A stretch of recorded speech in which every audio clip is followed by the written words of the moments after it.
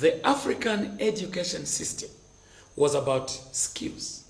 You had to be a blacksmith. Of course. You had to be a fisherman. Of course. You had to be a farmer. Of course. You had to be someone who does. In fact, you were known for what you do. Of course. Language.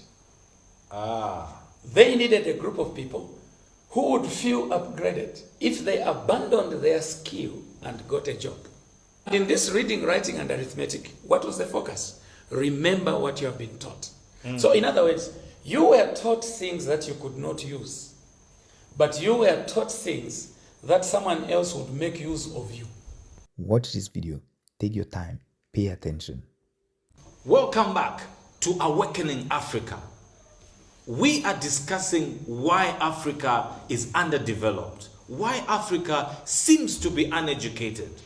Dr. Mshalik, you were talking about how Africa has been invaded by the Europeans because they don't have and yet Africa has. Please, enlighten us. So the next thing they did, I was talking about religion. Of course, of course. So we had missionaries of every color and of every shade occupying Africa. You know, if you look at Zimbabwe, look at Zambia, look at Malawi, every corner had some missionary, you know. And the interesting part is, here are people carrying the same gospel about the same Savior, but coming as different churches.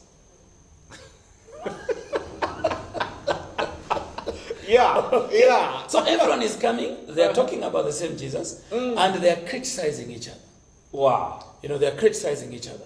Clearly, there was an agenda There's already confusion that we are yet to find out. And even religion itself drove a knife in the things that held Africa together.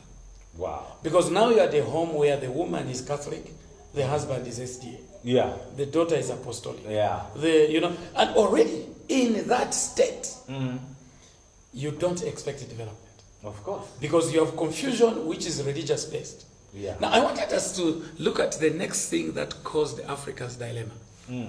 So religion path succeeded. The next path, remember we are saying the African education system was about skills. You had to be a blacksmith. Of course. You had to be a fisherman. Of course. You had to be a farmer. Of course. You had to be someone who does. In fact, you were known for what you do. Of course. Of course. Then they brought a school system because what was to follow was that Europe needed to develop industries in Africa where raw materials were readily available. Of course. Now, who would provide labor? Who would be the worker? Yeah. So they needed a group of people who would be made to